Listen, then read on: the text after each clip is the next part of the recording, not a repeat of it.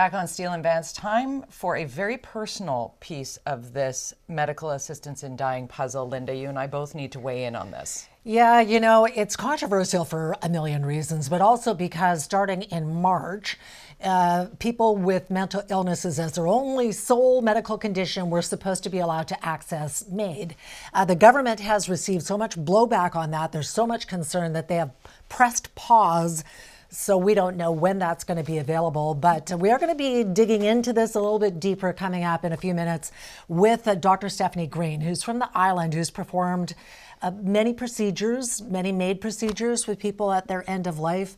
And she does TED Talks, she's written books. She was a general practitioner physician, then she was an obstetrics physician. She was bringing babies into the world, and then she switched to medical assistance in dying, and we'll talk to Dr. Green coming up in just a few moments. But we wanted to weigh in, and this kind of gives me a little bit of like, I don't know, a fluttering heart a little bit, doesn't it? Because both Lynda and I, as you may or may not know, depending on when you found our show, have had Alzheimer's touch our families. And both of us have been essential caregivers for a parent, you with two parents, in fact, who have suffered.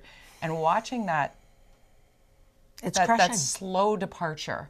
If my dad had any idea of what was before him, there is no question in my mind that he would have chosen medical assistance in dying. So the question for me now is, if I knew that that was imminent for me, or if I saw signals of that, would that be available to me at some point in my life? If so, choose. We talk about this off camera a lot. I've been on the dementia journey for 12 years now. My mom was diagnosed. She passed away in 2015. My dad had about 1 year, maybe a year and a half of sort of peace and calm in his life, and then he was diagnosed with Alzheimer's. And I quit my job so I could spend more time at the long-term care facility with him. And same with you, Jody. I mean, I watch my parents, and I know for sure that if they had this moment of clarity back and they could see their situation, they would say, I do not want to be here. And I 100% would access MAiD for myself if I got the diagnosis.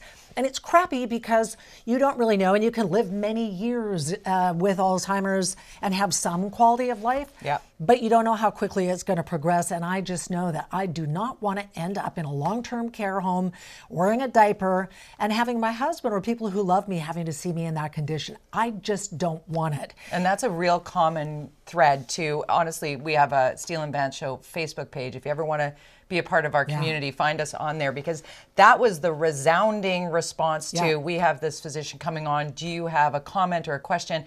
But not just in terms of Alzheimer's and dementia, but people chiming in about having had a loved one, perhaps with ALS. That comes to mind. There are people who are like so grateful to have access. Well, of course, Lynda, there are people who are pushing back on this, whose religious beliefs are not aligned with this, who are concerned about the mental health piece of this puzzle, wanting to talk with Dr. Green, who's coming up in the next segment, about the rigorous process associated with accessing MAiD. I actually know two people. I've had long conversations with them.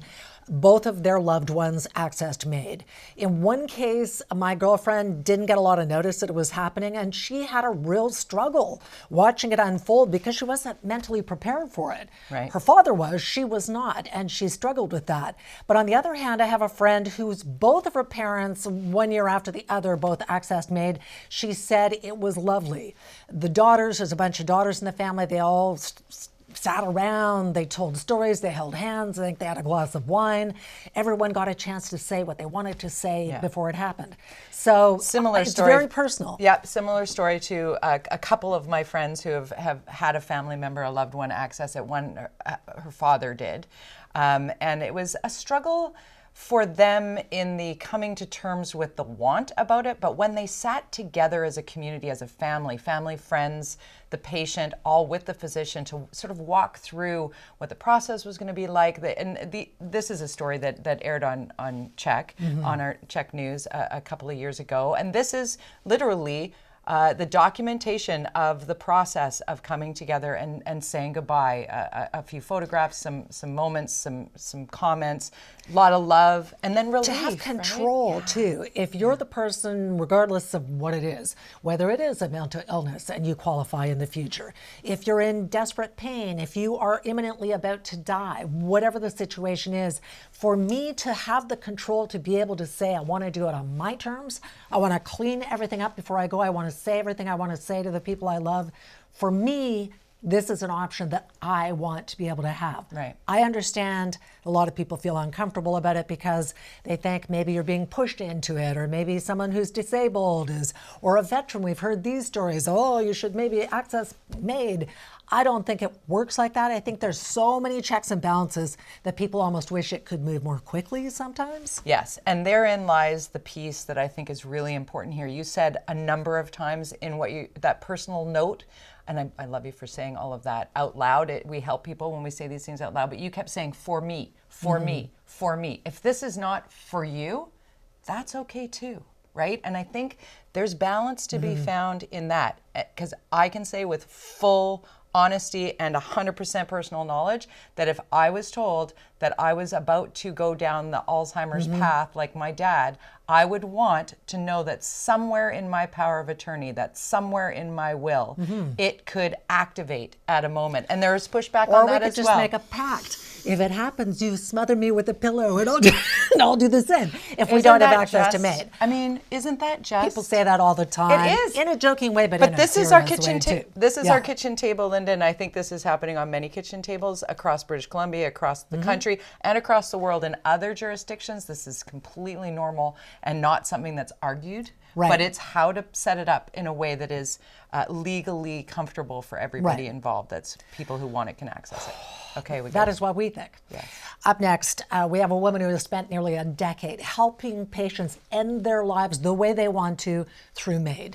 An extended interview with Dr. Stephanie Green when we come back.